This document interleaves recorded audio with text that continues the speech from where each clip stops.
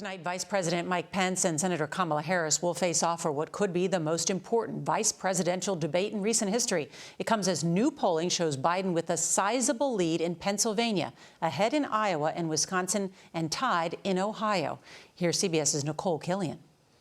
Before the vice presidential candidates hit the stage, there was already a clear divide. Plexiglass shields to separate Vice President Mike Pence and Senator Kamala Harris, who will be seated at least 12 feet apart, though some outside scientists warn it may be insufficient. The vice president attended last month's Supreme Court nomination ceremony, a suspected epicenter of the outbreak, though he has tested negative several times in recent days. Do you feel it's safe enough?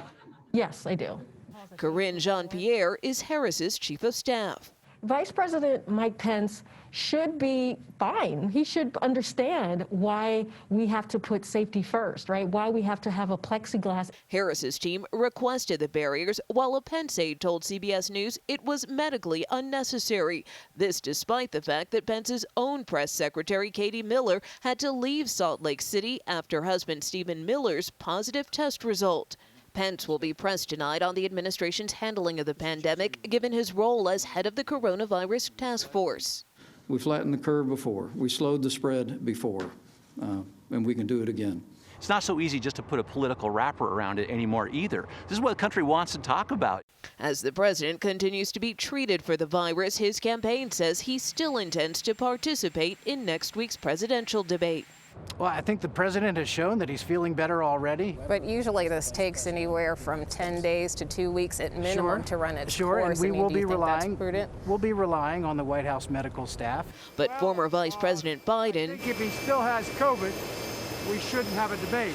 And now the mayor of Miami, a registered Republican, think it's a bad idea. Anybody who is infected could infect others, and also is in a state where, they probably shouldn't be traveling. Both candidates have been prepping here, and they just completed their walkthroughs of the debate hall. CBS News has learned the vice president has held 3 90-minute practice sessions, while Senator Harris has been working with close aides. Not lost on either of the candidates what's at stake tonight and potentially in 2024. Nora? All right, Nikole Killion, thank you so much.